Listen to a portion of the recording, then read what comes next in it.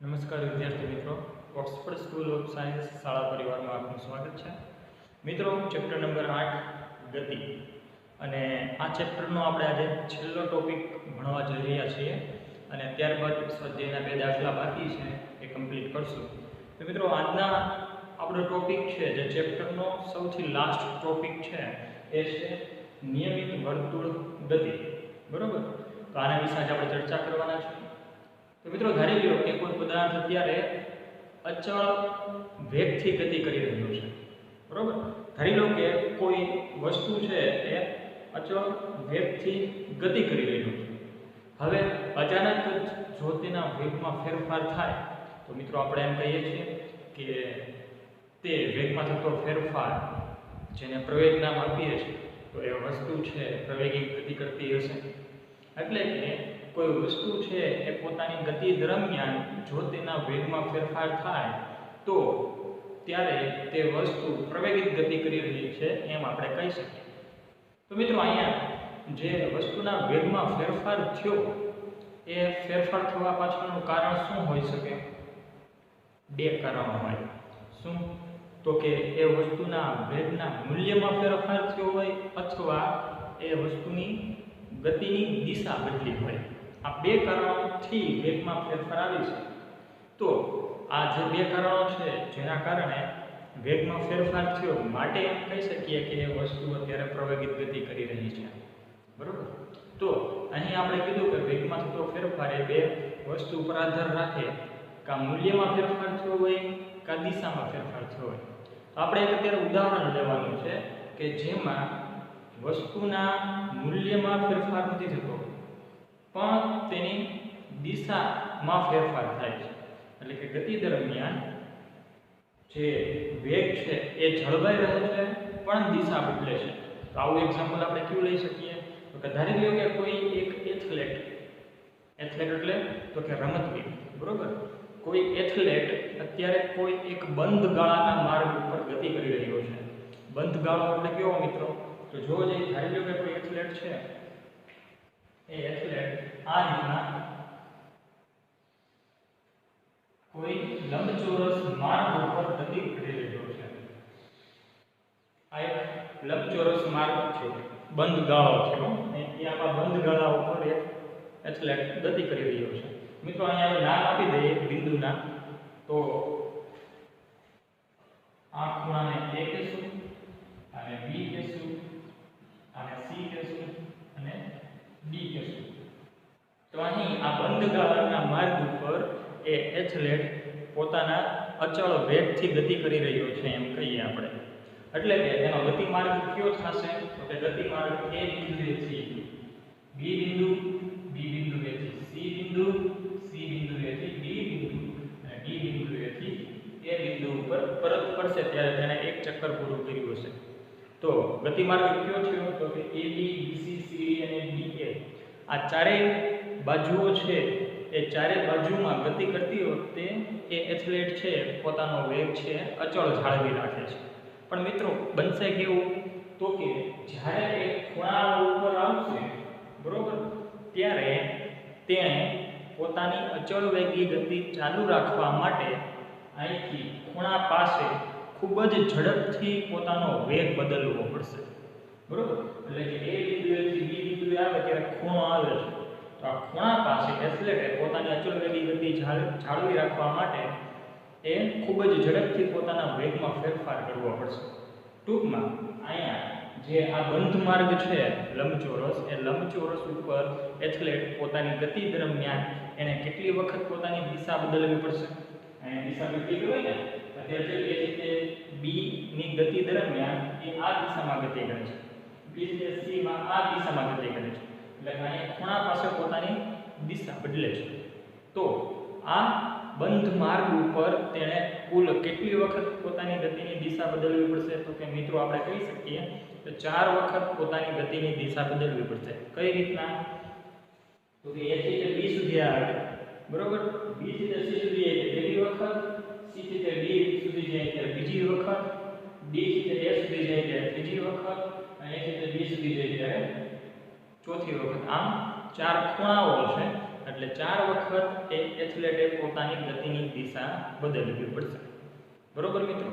હવે ધારી લો કે અહીંયા જે લંબચોરસ છે એ લંબચોરસ જેમાં 4 બાજુઓ છે એટલે 4 વખત પોતાની દિશા બદલે છે એ એથ્લેટ.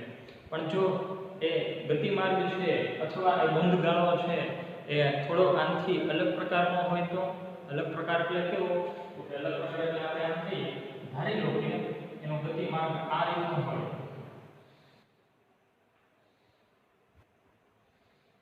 ષટકોણાકાર.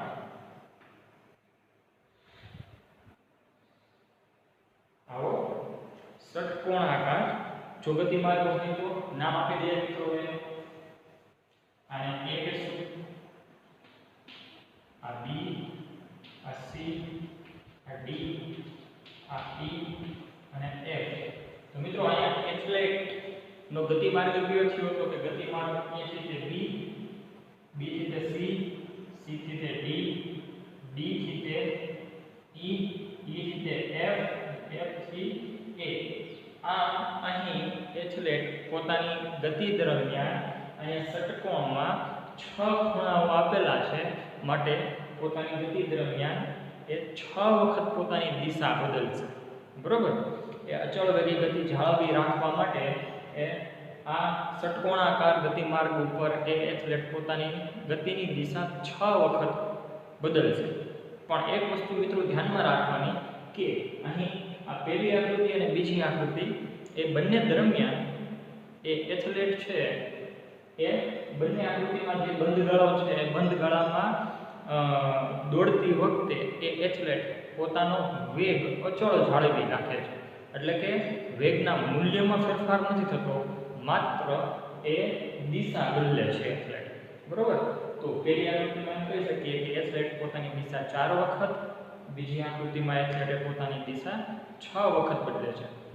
તો જેમ બાજુઓની સંખ્યા વધશે તેમ એ એથ્લેટને પોતાની ગતિની દિશા એટલી વખત બદલવી પડશે.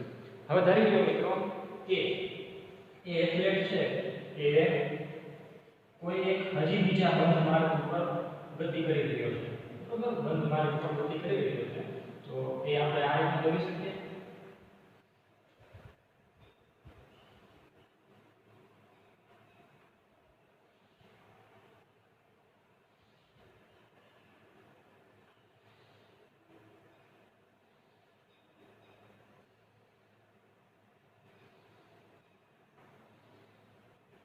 તો મિત્રો આ થયો અષ્ટકોણ. બરોબર? જેમાં 8 બાજુઓ આપેલી છે. બાજુઓના નામ આપણે આપી દઈએ. A, B, C, D, E, F, G અને H.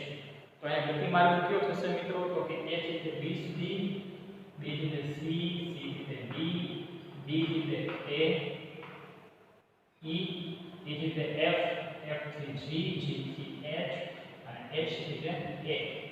આ બંધ ગાળાનો જે ગતિમાર્ગ છે અષ્ટકોણીય, એ અષ્ટકોણીય બંધ માર્ગમાં 8 ખૂણાઓ આવે છે. 1 2 3 4 5 6 7 અને 8 જેટલાય બાજુઓ એટલા ખૂણાઓ. બરોબર? તો આ બંધ માર્ગ ઉપર એથ્લેટ પોતાની ગતિ વખતે એ 8 વખત પોતાની દિશા બદલે છે. અહીં ધ્યાનમાં રાખવાની બાબત તો કે વેગના મૂલ્યમાં ફેરફાર નથી કરતો.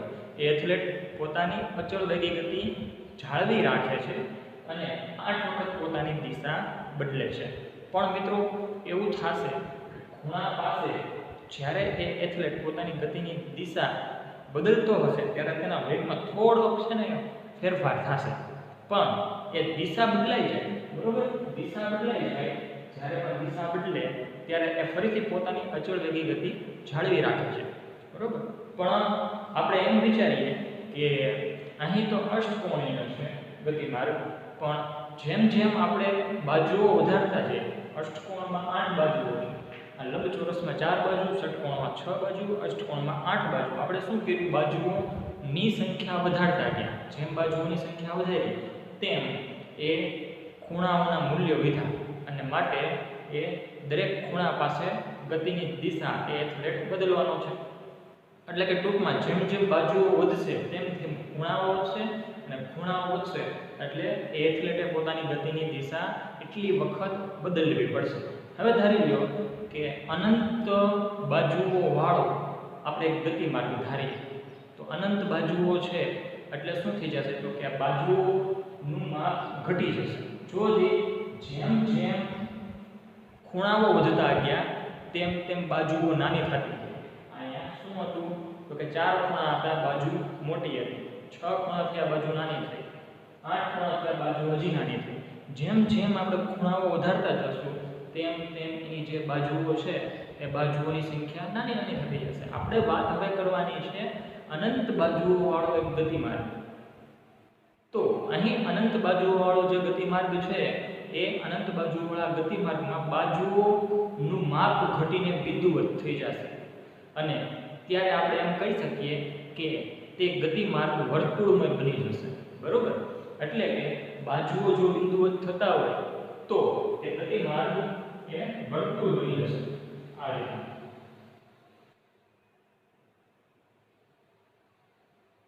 તો આ વર્તુળના દરેક બિંદુ એ બાજુ તરીકે છે આપણે એમ માની લઈએ. એટલે કે એ એથ્લેટ છે એનો ગતિમાર્ગ આ રીતનો થઈ જશે. બરોબર? એથ્લેટનો ગતિમાર્ગ આ રીતનો થઈ જશે. એટલે કે આપણે એમ કહી શકીએ કે અહીં આ એથ્લેટ પોતાની અચળ વેગી ગતિ જાળવવા માટે દરેક બિંદુ પાસે પોતાની ગતિની દિશા બદલશે. બરોબર? આ વર્તુળાકાર ગતિપથ છે, ગતિપથમાં દરેક બિંદુ પાસે એ એથ્લેટ પોતાની ગતિની દિશા બદલશે. માટે શું થશે? તો કે એ દરેક બિંદુ પાસે પોતાની ગતિની દિશા બદલે છે. એથ્લેટ પોતાની ગતિને અચળ વેગી ગતિ જાળવવાનો પ્રયત્ન કરે છે મિત્રો, પણ દરેક બિંદુ પાસે એને પોતાની ગતિની દિશા બદલવી પડશે. અને દરેક બિંદુ પાસે જો પોતાની ગતિની દિશા બદલે તો તેના વેગમાં થોડો ઘણો ફેરફાર થાય, અને વેગમાં ફેરફાર થશે એટલે કે તે પ્રવેગિત ગતિ કરશે. બરોબર? એટલે આપણે એમ કહી શકીએ કે આ વર્તુળમય ગતિમાં જ્યારે એ એથ્લેટ પોતાની ગતિ કરતો હશે ત્યારે તેની ગતિ એ પ્રવેગિત ગતિ બની જશે. એટલે આમ કહી શકીએ કે વર્તુળમય ગતિ કરતો કોઈ પણ પદાર્થ છે એની ગતિ એ પ્રવેગિત ગતિ હશે. બરોબર? તો આપણે આ રીતના એને પ્રવેગિત ગતિ કરે છે એમ કહી શકીએ. બરોબર? હવે ત્યારબાદ ધારી લો કે આ જે વર્તુળ છે એ વર્તુળનું કેન્દ્ર બિંદુ આ છે. બરોબર? તો કેન્દ્ર બિંદુએથી આ જે અંતર થયું એ વર્તુળની ત્રિજ્યા થઈ. બરોબર? વર્તુળની ત્રિજ્યા જેને r નામ આપણે આપીશું. હવે ધારી લો કે આ બિંદુ A છે. બરોબર? હવે આ એથ્લેટ બિંદુ A થી ગતિ કરીને વર્તુળાકાર માર્ગે ફરીને પાછો A સુધી આવે છે.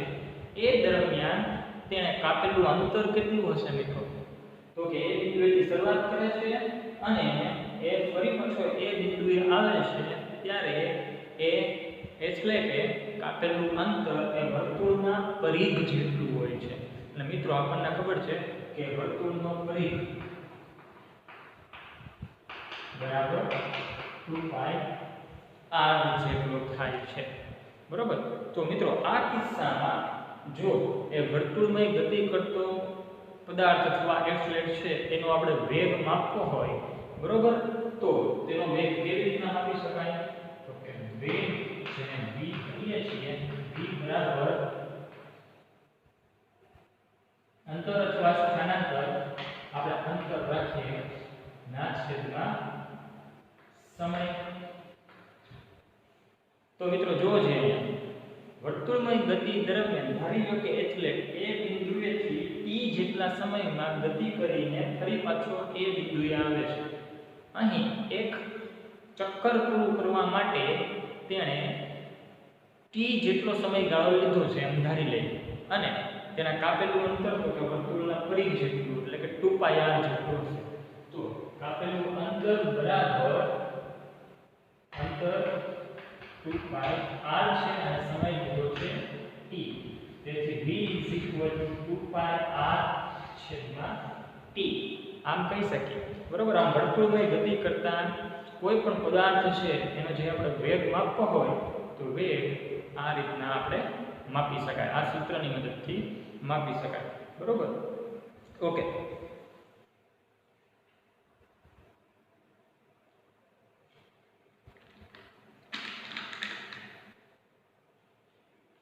તો આપણે આવવાથી વર્તુળમય ગતિની વ્યાખ્યા આ રીતના લખી શકીએ કે જ્યારે કોઈ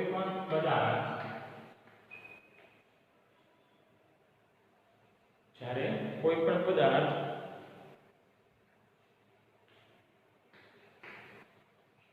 વર્તુળાકાર માર્ગ પર અચળ ઝડપથી ગતિ કરતો હોય ત્યારે તે પદાર્થની ગતિને નિયમિત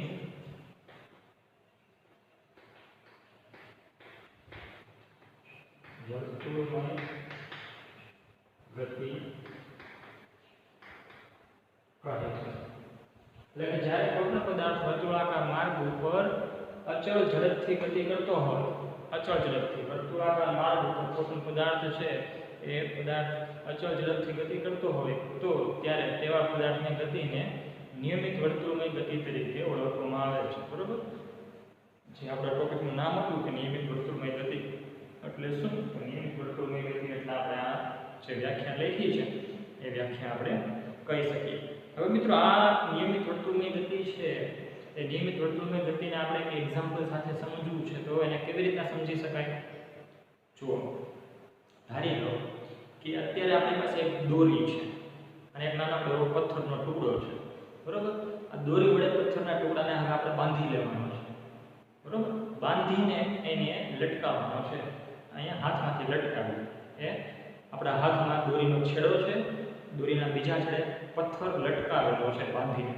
હવે એ પથ્થરના ટુકડો જે દોરી સાથે બાંધેલો છે એને આપણે ગોળાકાર આ રીતના ફેરવવા માંડીએ, આ રીતના ગોળ ગોળ ફેરવવા માંડીએ ત્યારે એ પથ્થર છે એ પથ્થર અત્યારે નિયમિત વર્તુળમય ગતિ કરે છે એમ કહી શકીએ આપણે. બરોબર. એટલે આ એનું એક એક્ઝામ્પલ થયું. આવો આપણે નાનપણમાં ગમે ત્યારે આ પ્રવૃત્તિ કરેલી જ હોય, આ વસ્તુથી આપણે રમેલા જોઈએ છીએ. બરોબર. હવે મિત્રો, ધારી લો કે આપણા હાથમાં જે દોરી પકડેલી છે અને જેની મદદથી આપણે પથ્થરને આ રીતના ગોળ ગોળ ફેરવી રહ્યા છીએ. બરોબર. અને પથ્થર છે એ વર્તુળાકાર માર્ગે ગતિ કરી રહ્યો છે. હવે કોઈ પણ ક્ષણે આપણે જો હાથમાંથી દોરી છોડી દઈએ તો પથ્થર ગમે એક દિશામાં આગળ વધશે. ધારી લો કે એ વર્તુળાકાર માર્ગે ગતિ કરે છે પથ્થર આ રીતના, અને આ બિંદુએથી આપણે છોડી દઈએ તો એ આ દિશામાં આગળ ગતિ કરવાનું ચાલુ કરશે. એટલે કે આપણે એમ કહી શકીએ કે ધારી લો કે અહીંયા આપણે હાથેથી દોરી પકડેલી છે, આ દોરી છે અને અહીંયા પથ્થરનો ટુકડો છે. બરોબર. તો આપણે જ્યારે એને ગોળ ગોળ ફેરવતા હોઈએ છીએ, તેનો ગતિમાર્ગ વર્તુળ બની જશે. ધારી લો કે આ બિંદુએથી આપણે એ પથ્થરને છોડી દઈએ તો વર્તુળનો જે સ્પર્શક જે દિશામાં હશે, બરોબર, વર્તુળનો સ્પર્શક જે દિશામાં હશે, ધારી લો કે એ ગોળાકાર માર્ગે ગતિ કરે છે ને એનો ગતિપથ આ રીતનો છે. બરોબર. આ રીતનો છે, આ માર્ગે. બરોબર. અહીંયા જે એરો આપેલા છે ને એરોની દિશામાં એનો ગતિપથ છે એમ ધારી લઈએ. એટલે કે એ વર્તુળ આ માર્ગે ગતિ કરે છે. ઓકે. તો જ્યારે વર્તુળમય ગતિ કરતો એ પદાર્થ છે પથ્થર, એને આપણે છોડી દઈએ ત્યારે જે બિંદુએથી છોડ્યો હશે તે બિંદુએથી સ્પર્શક આપણે દોરીએ, આ સ્પર્શક દોર્યો તો એ સ્પર્શકની દિશામાં પથ્થર આગળ ધકેલાશે ને આગળ ક્યાંક જઈને પડશે. બરોબર. તો આપણે એમ કહી શકીએ કે વર્તુળમય ગતિ કરતા પદાર્થને જે બિંદુએથી છોડવામાં આવે છે એ બિંદુએ વર્તુળ પર દોરેલા સ્પર્શકની દિશામાં એ વસ્તુ આગળની તરફ ગતિ કરશે. બરોબર. એટલે કે સ્પર્શકની જે દિશા હશે એ દિશામાં જ એ પદાર્થનો વેગ હશે. આપણે એમ કહી શકીએ, બરોબર. હવે મિત્રો આનું આપણે એક એક્ઝામ્પલ લેવું છે, બરોબર. તો એક્ઝામ્પલ કઈ રીતના લઈ શકીએ, આનો ઉપયોગ ક્યાં થાય છે? આ જે આપણે પ્રવૃત્તિ કરી ને નાનપણમાં, જે આપણે પથ્થર લઈને દોરીએ ત્યાં આમ ફેરવતા હોય ને, એ આપણે હાથમાંથી દોરી છોડી દઈએ, પથ્થર કોઈ પણ એક દિશામાં જઈને પડે છે. તો અહીંયા જે આપણે પ્રવૃત્તિ કરી ને, એ પ્રવૃત્તિનો ઉપયોગ રમતગમતમાં ક્યાંક થતો હોય છે. ક્યાં? તો કે આપણે જનરલી જોયું છે કે ગોળા ફેંક અથવા બરછી ફેંકની રમત છે. તમે ગોળો અને બરછી તો જોયેલી જ હશે, સોરી બરછી નહીં પણ આપણે ચક્ર ફેંક કહીએ, બરાબર. બરછીમાં તો એમ ના હોય, પણ ગોળો અને ચક્ર ફેંક, ચક્ર હાથમાં લઈ, ગોળો હાથમાં લઈ, એ રમતવીર છે એ પહેલા પોતાના શરીરને ગોળ ગોળ ફેરવે છે. એ પોતાના શરીરને ગોળ ગોળ ફેરવે છે અને કોઈ એક નિશ્ચિત બિંદુએથી એ ગોળો અથવા ચક્રને ફેંકે છે, બરાબર. ત્યારે એ અમુક અંતરે જઈને પડે છે. એટલે કે જે બિંદુએથી એ છોડે છે તે બિંદુએ ગોળાકાર માર્ગ જે એ રમતવીરે બનાવ્યો હશે, એ ગોળાકાર માર્ગના જે બિંદુએથી છોડે છે એ બિંદુએ સ્પર્શકની દિશામાં એ ગોળો અથવા જે ચક્ર છે એ આગળ જઈને પડે છે. તો મિત્રો અહીંયા આમ કરવા પાછળનું કારણ શું? એ રમતવીર પોતાને પેલા ગોળ ગોળ માર્ગે એ ફેરવે છે. તો એ શું કામ પોતાને જાતને ગોળ ગોળ ફેરવે છે? તો કે જેટલી ઝડપથી એ રમતવીર પોતાને ગોળ ગોળ ફેરવશે એટલો જ વેગ એ જે વસ્તુ ફેંકવાનો છે, એટલે કે ગોળો અથવા ચક્ર, એને મળશે. એટલે કે વેગમાં વધારો થઈ જશે, બરોબર. ખાલી આમ ફેંકી દે તો એમાં વેગ ન મળે, પણ ગોળ ગોળ ફેરવશે પોતાની જાતને, એટલે કે જેટલા વેગથી એ ફરશે એટલો જ વેગ એને જે હાથમાં પકડેલી વસ્તુ છે એને મળશે, જેથી કરીને એ ફેંકેલ વસ્તુ છે એ લાંબા અંતર સુધી જઈને પડે, બરોબર. તો આવી રીતના મિત્રો આ જે નિયમિત વર્તુળની ગતિ છે એના એક્ઝામ્પલથી આપણે કહી શકીએ કે એનો ઉપયોગ એ આ રીતના રમતગમતમાં ક્યાંક થતો હોય છે. તો મિત્રો આપણને પ્રશ્ન થાય કે નિયમિત ગતિ અથવા નિયમિત ગતિની પણ નિયમિત વર્તુળમય ગતિ કરતી વસ્તુના ઉદાહરણો ક્યાં ક્યાં? પ્રશ્ન એવો થાય કે નિયમિત વર્તુળમય ગતિના ઉદાહરણો ક્યાં ક્યાં? તો મિત્રો આપણે આને કહી શકીએ કે પૃથ્વી, ચંદ્ર, આ બંનેની ગતિ છે ને એ નિયમિત વર્તુળમય ગતિ છે, બરોબર. પૃથ્વી છે એ સૂર્યની આસપાસ નિયમિત રીતના વર્તુળમય ગતિ કરે છે, બરોબર. તેના વેગમાં એક પણ પ્રકારનો ફેરફાર થતો નથી. તો અહીં પૃથ્વીની ગતિ છે એ નિયમિત વર્તુળમય ગતિ છે. બીજું તો કે ચંદ્ર છે એ ચંદ્ર પૃથ્વીની આજુબાજુ નિયમિત રીતના વર્તુળમય ગતિ કરે છે, બરોબર. તો આ એક્ઝામ્પલને આપણે નિયમિત વર્તુળમય ગતિના એક્ઝામ્પલ કહી શકીએ. ઓકે. તો મિત્રો અહીંયા નિયમિત વર્તુળમય ગતિ છે એ ટોપિકને આપણે આ રીતના કમ્પ્લીટ કરી શકીએ, બરોબર. ત્યારબાદ હવે સ્વાધ્યાયના બે દાખલાઓ છે, તો એ બે દાખલાઓ આપણે ગણીએ. ઉપરાંત તમને મિત્રો એમ કેવું કે નિયમિત વર્તુળમય ગતિના એક્ઝામ્પલ ઘણા બધા હોઈ શકે, બરોબર, જે તમારે જાતે વિચારવાના રહેશે. તો ચાલો આપણે સ્વાધ્યાયના હવે જે બે દાખલાઓ બાકી છે, 7મા નંબરનો અને 10મા નંબરનો દાખલો, એ બે દાખલા. તો મિત્રો કાઢો જે ટેક્સ્ટબુકનું સ્વાધ્યાય, પેજ નંબર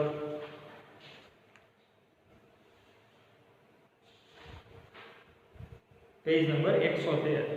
113 ઉપર આપણને સ્વાધ્યાયના દાખલો નંબર 7 આપેલો છે, બરોબર. 20 મીટરની ઊંચાઈ પરથી આપણને જે પ્રશ્ન આપ્યો છે એ પ્રશ્ન અત્યારે સોલ્વ કરીએ. તો પહેલા એક વખત તમે રકમ વાંચો, જો જે એમાં શું છે આઈડિયા આવે પછી જાતે વિચારો. ત્યાં સુધીમાં હું બોર્ડ સાફ કરું, પછી આપણે દાખલો ગણીએ.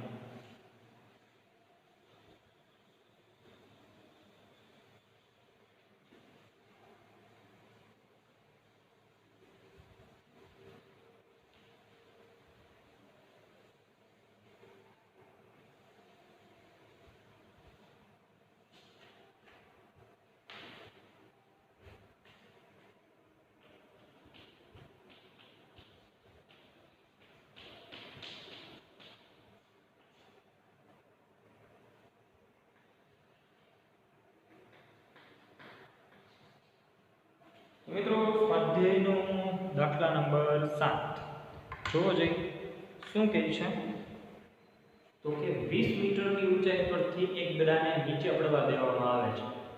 એક દડો છે જે 20 મીટરની ઊંચાઈ ઉપર છે, બરોબર. એટલે કે ધારી લો કે દડો તમારી પાસે નથી પણ ચોક અહીંયા છે, ચોક આપણે ધારી લો કે દડો છે એમ માની લઈએ. આ દડાને 20 મીટરની ઊંચાઈથી નીચે પડવા દેવામાં આવે છે, નીચે પડવા દેવામાં આવે છે. પણ મિત્રો અહીંયા શરૂઆતમાં તો એ દડાને જ્યારે પકડી રાખ્યો હશે ત્યારે તે સ્થિર અવસ્થામાં હોય એટલે એનો અર્થ શું થયો? તેનો પ્રારંભિક વેગ 0 હોય, બરોબર. તો અહીંયા આપણે લખી શકીએ એ દડો છે એનો પ્રારંભિક વેગ u બરાબર 0 મીટર સેકન્ડ ઇન્વર્સ છે. ત્યારબાદ તેને કેટલી ઊંચાઈ ઉપરથી નીચે પડવા દેવામાં આવે છે તો કે તે 20 મીટરની ઊંચાઈથી નીચે પડવા દેવામાં આવે છે. એટલે કે અંતર s બરાબર 20 મીટર થશે. ત્યાર બાદ રકમને આગળ વાંચીએ આપણે. જો તેનો વેગ 10 મીટર પ્રતિ સેકન્ડ સ્ક્વેરના નિયમિત પ્રવેગથી વધતો હોય, એટલે કે સ્વાભાવિક વાત છે કોઈ વસ્તુને આપણે નીચે પડવા દઈએ ત્યારે વેગમાં ઉત્તરોત્તર વધારો થાય છે, એને પ્રવેગ કહીએ. અને આ પ્રવેગનું મૂલ્ય આપણને આપેલું છે કે 10 મીટર પ્રતિ સેકન્ડ સ્ક્વેર છે. એટલે કે પ્રવેગ a બરાબર 10 મીટર પ્રતિ સેકન્ડ જેવું થાય. a બરાબર 10 મીટર સેકન્ડ સ્ક્વેર ઇન્વર્સ થાય. રકમ આગળ વાંચીએ તો તે કેટલા વેગથી જમીન સાથે અથડાશે? એટલે કે એ દડો જ્યારે જમીન ઉપર પડશે ત્યારે તેનો અંતિમ વેગ કેટલો હશે? એટલે અંતિમ વેગ v આપણે ગણવાનો છે. પેલો વેલો અંતિમ વેગ v ગણવાનો. એટલે v ને ક્વેશ્ચન માર્ક કરી નાખીએ, બરોબર. અને કેટલા સમય બાદ તે જમીન સાથે અથડાશે? એટલે કે સમયગાળો t ગણવાનો છે, બરોબર. તો સમયગાળો t આપણે ક્વેશ્ચન માર્ક કરી નાખીએ. t બરાબર આખી રકમને આમના તમને સમજાવું. કોઈ એક દડો અત્યારે 20 મીટરની ઊંચાઈએ અત્યારે છે, એટલે કે શરૂઆતમાં તે સ્થિર અવસ્થામાં છે, તેથી તેનો પ્રારંભિક વેગ u બરાબર 0 છે, બરોબર. તેમજ 20 મીટરની ઊંચાઈ છે માટે તે જમીનથી અંતર 20 મીટર હશે, એટલે કે s બરાબર 20 મીટર. હવે જે ત્યારે એ દડો નીચે પડે છે ત્યારે તેનો પ્રવેગ a બરાબર 10 છે. તેમજ એ દડો 20 મીટરની ઊંચાઈથી નીચે પડશે ત્યારે જમીનને અડે એ પહેલા જમીનને અડશે ત્યારે તેનો અંતિમ વેગ v કેટલો હશે અને જમીનને અડે ત્યાં સુધીમાં તેનો કેટલો સમય વીતેલો હશે. તો આ થયું રકમ પરથી ડેટા. અને સૌપ્રથમ આપણે દડાનો અંતિમ વેગ મેળવી લઈશું. તો ચાલો મેળવી લઈએ. દડો જમીનને અડે ત્યારે તેનો અંતિમ વેગ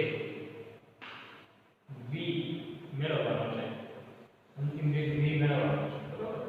તો મિત્રો ગતિના જે 3 સમીકરણો હતા આલેખની રીતના ગતિના સમીકરણો, એની ઉપરથી આપણે અંતિમ વેગ v મેળવવાનો છે.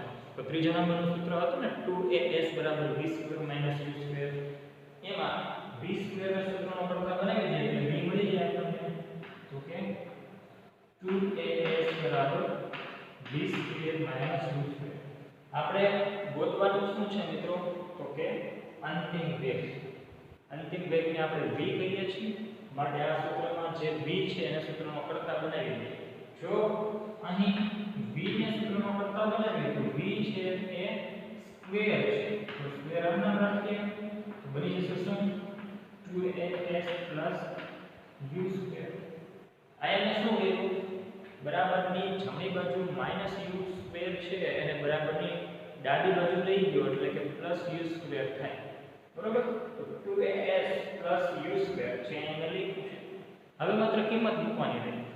જો જે કિંમત મૂકીએ 2 ગુણ્યા એનું મૂલ્ય કેટલું છે?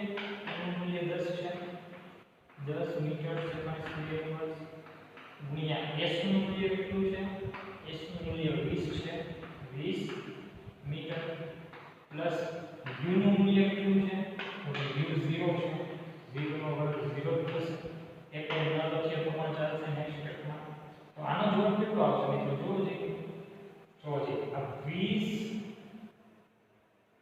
ગુણ્યા 10 એટલે 200, 200 ગુણ્યા 2 એટલે 400, 400 જવાબ. હવે એકમમાં જોઈએ, આ મીટર એટલે કે metre square, second square inverse એના માં રહેશે. કોના બરાબર જવાબ આવ્યો મિત્રો? તો કે v સ્ક્વેર બરાબર જવાબ આવ્યો. આપણે જોઈએ છીએ શું મિત્રો? તો કે આપણે જોઈએ છીએ અંતિમ વેગ. અંતિમ વેગ v જોઈએ છે. આનો જવાબ આપણને v સ્ક્વેર. તો શું કરવું પડશે? તો કે બરાબરની ડાબી બાજુ જમણી બાજુ આપણે વર્ગમૂળ લેવું પડશે. તો ચાલો બે બાજુએ વર્ગમૂળ લઈ લઈએ. તેથી v બરાબર આનું વર્ગમૂળ v સ્ક્વેર નું વર્ગમૂળ v થશે અને 400 નું વર્ગમૂળ 20 થશે. એકમનું પણ વર્ગમૂળ લઈ લઈએ, મીટર સેકન્ડ ઇન્વર્સ. તો આમ દળો જ્યારે જમીન સાથે અથડાશે ત્યારે તેનો અંતિમ વેગ 20 મીટર પ્રતિ સેકન્ડ હશે. ત્યારબાદ આપણે ગોતવાનું શું રહ્યું? Time t. તો ટાઈમ t આપણે મેળવી લઈએ, એટલે કે કેટલા સમય બાદ તે દળો અથડાશે તે મેળવવાનું છે. તો યાદ કરો મિત્રો, પહેલાનું જે આલેખી રીતના ગતિનું સમીકરણ હતું એ શું હતું? સમીકરણ હતું v u at. બરોબર, એનો ઉપયોગ કરશું. કેટલા સમય બાદ દળો જમીનને અથડાશે તે મેળવો. તેથી v બરાબર u પ્લસ 80. તો કેટલા સમય બાદ દળો જમીનને અથડાશે એ મેળવવાનો છે. કેટલા સમય બાદ એટલે કે અહીં સમય જોતો છે, ટાઈમ t જોતો છે, માટે અહીં t ને સૂત્રનો કરતા બનાવવો પડે. તો પહેલા શું કરશું? તો કે એ આખા પદને સૂત્રનો કરતા બનાવી દઈએ. તો આ 80 પદ છે, 80 પદને સૂત્રનો કરતા બનાવી દઈએ તો શું થશે? u છે બરાબરની ડાબી બાજુ થઈ જશે, એટલે કે v u થઈ જશે. v u. હજી અહીંયા 80 હારે છે, અહીંયા માત્ર આપણે t જ જોઈએ છે. તો t ને સૂત્રનો કરતા બનાવવો હોય તો એ પદ છે એ સામેની બાજુ છેદમાં આવી જશે. તેથી t બરાબર v u ના છેદમાં a. આવું એક સમીકરણ મળે આપણને t ઉપરથી. બરોબર. તો મિત્રો હવે માત્ર આપણે અહીંયા કિંમત મૂકવાની છે. ચાલો કિંમત મૂકી દઈએ. v ની કિંમત કેટલી છે અને u ની કિંમત કેટલી છે? તો કે v મેળવવા આપણને 20 મીટર પ્રતિ સેકન્ડ, u ની કિંમત 0 છે. તો ચાલો મૂકી દઈએ. v બરાબર 20 મીટર સેકન્ડ ઇન્વર્સ અને u બરાબર 0 મીટર સેકન્ડ ઇન્વર્સ છેદમાં પ્રવેગ a. પ્રવેગ a નું મૂલ્ય કેટલું છે? તો કે 10 છે. તો મૂકી દઈએ 10 મીટર સેકન્ડ સ્ક્વેર ઇન્વર્સ. અંશમાં મિત્રો 20 બનશે. 20 - 0 એટલે કે 20 છેદમાં 10 મીટર સેકન્ડ સ્ક્વેર ઇન્વર્સ. અંશમાંથી મીટર છેદમાંથી મીટર ગયો. 20 ભાગ્યા 10 બરાબર 2 જવાબ આવશે. આ સેકન્ડ સ્ક્વેર છેદમાં છે એ અંશમાં જશે એટલે +2 ઘાત થઈ જશે. +2 ઘાતમાંથી -1 ઘાત જાય તો ખરે 1 ઘાત વધશે, એટલે કે 2 સેકન્ડ. t બરાબર 2 સેકન્ડ. તો આમ 20 મીટરની ઊંચાઈ પરથી એ દડો જ્યારે જમીન સાથે અથડાશે ત્યારે એ 2 સેકન્ડ જેટલો સમયગાળો લેશે અને જમીન સાથે અથડાશે ત્યારે તેનો અંતિમ વેગ 20 મીટર પ્રતિ સેકન્ડ જેટલો હશે. તો આમ લખી શકીએ આપણે. આમ દડો 2 સેકન્ડ બાદ જમીનને અથડાશે અને તેનો અંતિમ વેગ 20 મીટર પ્રતિ સેકન્ડ હશે. તો મિત્રો આ રીતના આપણો દાખલો કમ્પ્લીટ થાય છે. બરોબર. સ્વાધ્યાયનો 7મા નંબરનો। ત્યારબાદ મિત્રો હવે છેલ્લો દાખલો લઈએ સ્વાધ્યાયનો 10મા નંબરનો, અને આ છેલ્લો દાખલો થશે આપણો આ ચેપ્ટરનો, બરોબર। તો 10મા નંબરનો દાખલો ગણીએ, આવો જોઈએ। રકમ વાંચો, જો સમજાય છે તમને, નકર દાખલો તો આપણે ગણવાના જ છીએ। એક ઉપગ્રહની વાત થઈ છે, બરોબર મિત્રો। દાખલો છે ને ઉપગ્રહની વાત થઈ છે, જોજી હવે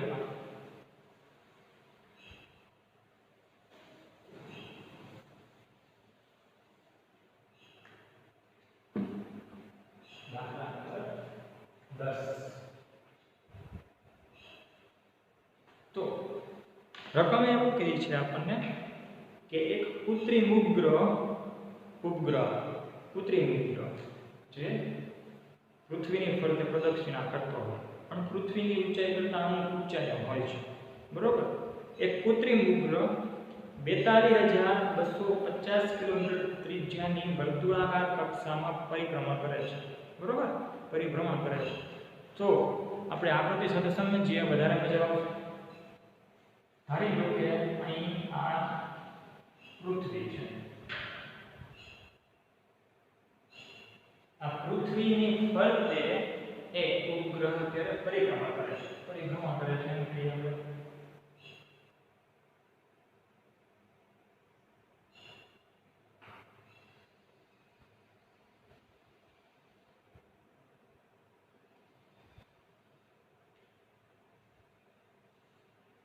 આ ઉપગ્રહ છે, ધારી લો આપણને શું કીધું છે કે એ કૃત્રિમ ઉપગ્રહ 42,250 કિલોમીટરની ત્રિજ્યામાં, હા 42,250 કિલોમીટરની ત્રિજ્યામાં વર્તુળાકાર માર્ગે પરિભ્રમણ કરે છે। આ પૃથ્વીનું કેન્દ્ર બિંદુ ત્યાંથી તે આ એની ત્રિજ્યા છે, તો એ ત્રિજ્યા r બરાબર કેટલી લીધી છે આપણને, તો કે 42,250 કિલોમીટર। અહીં કૃત્રિમ ઉપગ્રહ પૃથ્વીની ફરતે 42,250 કિલોમીટરની ત્રિજ્યામાં વર્તુળાકાર કક્ષામાં પરિભ્રમણ કરે છે। જો તે 24 કલાકમાં પૃથ્વીનું પરિભ્રમણ કરતો હોય, એનો અર્થ શું થયો, તો કે આ બિંદુએ છે ત્યાંથી પાછો વર્તુળાકાર માર્ગે ગતિ કરીને એ બિંદુએ આવવા માટે એ 24 કલાકનો સમયગાળો લેતો હોય, બરોબર। એટલે કે 24 કલાકનો જો સમયગાળો લેતો હોય તો અહીં આ ઉપગ્રહ છે એ ઉપગ્રહની ઝડપ શોધો। તો આપણે અહીંયા ઉપગ્રહની ઝડપ શોધવાની છે, બરોબર।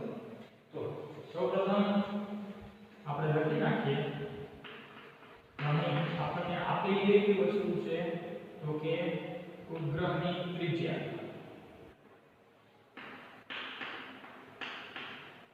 ઉપગ્રહની ત્રિજ્યા r બરાબર 42,250 કિલોમીટર। મિત્રો ત્રિજ્યા કિલોમીટરમાં આપી છે, આપણે મીટરમાં જોતું હોય તો શું કરશું, તો કે એને 1000 વડે ગુણી નાખીશું, આ રીતે। તેથી 42,250 ગુણ્યા 1000 મીટર, તો ત્રિજ્યા આપણને મીટરમાં મળેલી। ત્યારબાદ મિત્રો આપણને એમ કીધું છે કે એ કૃત્રિમ ઉપગ્રહ છે 24 કલાકમાં એક પરિભ્રમણ પૂરું કરે છે, એટલે કે સમયગાળો પણ આપણને આપેલો છે, તો લખી નાખીએ સમય t બરાબર 24 કલાક। પણ મિત્રો કલાક આપેલી છે, આપણે સેકન્ડમાં જોતું હોય તો કે 1 કલાકમાં 60 મિનિટ હોય અને 60 દરેક મિનિટમાં 60 સેકન્ડ હોય, તો આ રીતે લખી શકીએ। તો કે કલાકમાંથી સેકન્ડમાં કન્વર્ટ કરવું છે તો 24 કલાક અને દરેક કલાકમાં 60 મિનિટ હોય અને દરેક મિનિટમાં 60 સેકન્ડ હોય, તો આ રીતના આપણે કલાકમાંથી સેકન્ડમાં કન્વર્ટ કરી નાખ્યું। આપણને શું કીધું છે, તો કે આ ઉપગ્રહ છે ઉપગ્રહની ઝડપ મેળવવાની છે, તો આપણે લખી નાખીએ જે આપણે માન્યું છે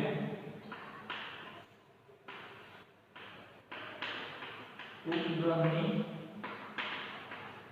ઝડપ v બરાબર ક્વેશ્ચન માર્ક તો મિત્રો સરળ સૂત્ર છે, આમાં કાંઈ છે નહીં નવી. ઝડપનું સૂત્ર મૂકી દો, જવાબ મળી જાય. ઉપગ્રહની ઝડપ મેળવવી. ઉપગ્રહની ઝડપ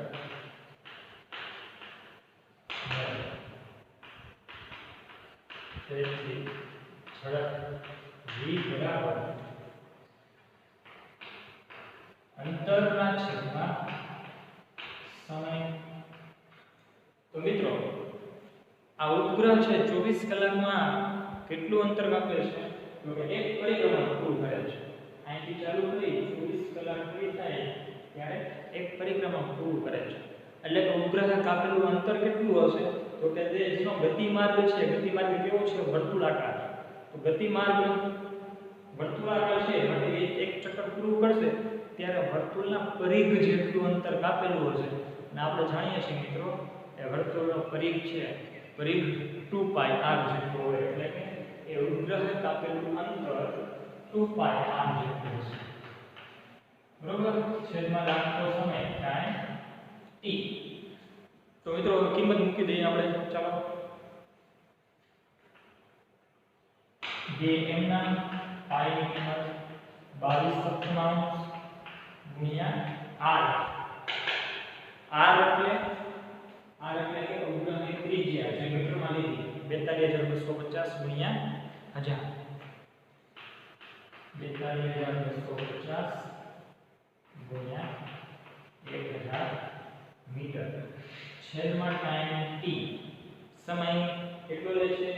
તો કે 24 ગુણ્યા 60 ગુણ્યા 60 સેકન્ડ. બરોબર? એટલે કે 24 ગુણ્યા 60 ગુણ્યા 60 સેકન્ડ. તો મિત્રો જે આખું પદ છે બરોબર, એમાં જોવું છે એક બિંદુ આ, એક બિંદુ આ, બીજું બિંદુ આ, બીજું બિંદુ આ રીતના અંશ અને છેદમાંથી મીંડા આપણે ઉડાડી દઈએ. ત્યારબાદ જે આખું પદ મળશે એમાં અંશમાં ભાગાકાર અને ગુણાકાર તેમજ જેનો જવાબ આવે એ જવાબ અને એની સાથે છેદનો જે જવાબ આવે એ બેનો ગુણોત્તર લઈ અને ફાઇનલી આપણને જે જવાબ મળે છે, આખી ગણતરી કરવા નથી બેસતો પણ તમારે કેલ્ક્યુલેટરથી ગણતરી કરી નાખવાની. બરોબર? તો ફાઇનલી આપણને જે જવાબ મળે છે એ મળશે 3073.74 મીટર સેકન્ડ ઇન્વર્સ. બરોબર? તો આ રીતના આપણને એ જવાબ મળશે. ફાઇનલી આનો જવાબ મળશે. એટલે ઝડપ v બરાબર આપણને મીટર પ્રતિ સેકન્ડમાં મળી. તો કે ઉપગ્રહ છે એ ઉપગ્રહની ઝડપ 3073.74 મીટર પ્રતિ સેકન્ડ જેટલી હશે. એટલે કે આપણે આ લખી શકીએ ઓર v બરાબર જોજે મિત્રો પોઈન્ટ અહીંયા છે એને ડાબી બાજુ પોઈન્ટ ખસેડીએ 1 2 અને 3 પોઈન્ટ ખસેડીએ એટલે શું થાય 10⁻³ થઈ ગઈ. બરોબર? એટલે કે 3.073 ગુણ્યા 10⁻³ મીટર સેકન્ડ ઇન્વર્સ. પણ મિત્રો 10 ની 3 ઘાત એટલે 1000 થાય અને 1000 મીટર બરાબર 1 કિલોમીટર થાય. બરોબર? તો આને આપણે લખી શકીએ તેથી v બરાબર 3.073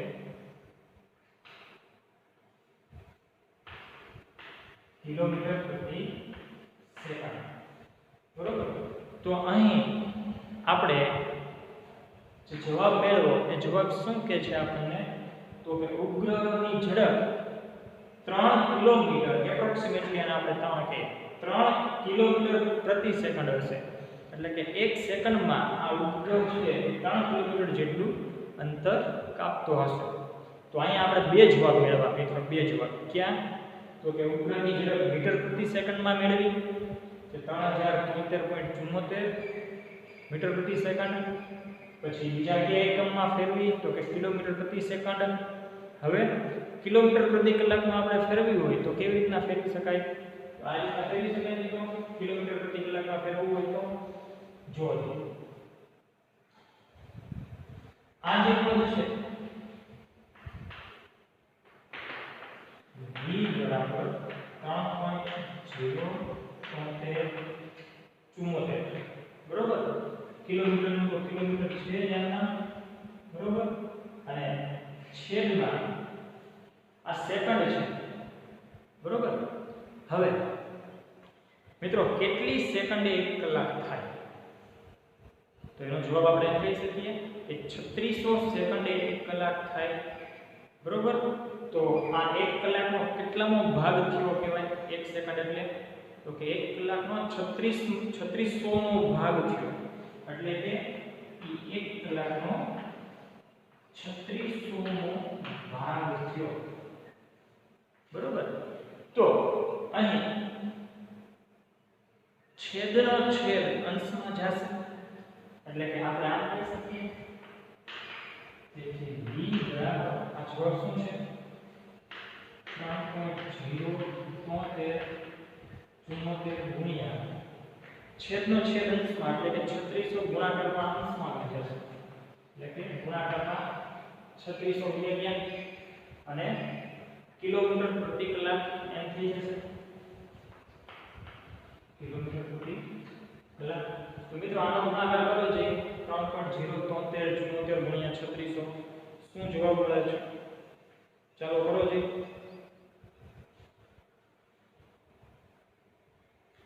આનો જવાબ ડાયરેક્ટ લખી નાખો 11,065.464 કિલોમીટર પ્રતિ કલાક મિત્રો આનો જવાબ કેલ્ક્યુલેટરમાં કરી નાખવાનો અને એ કેલ્ક્યુલેટરમાં જવાબ કરી નાખીએ ત્યારે 11,065 જેવો જવાબ આવે છે કિલોમીટર પ્રતિ કલાકમાં બરોબર તો ઉપગ્રહની ઝડપ કિલોમીટર પ્રતિ કલાકમાં આપણને આ રીતના મળે છે બરોબર તો અહીં આપણે ત્રણ અલગ અલગ એકમોમાં ઉપગ્રહની ઝડપ મેળવી પહેલું કયું તો કે મીટર પ્રતિ સેકન્ડમાં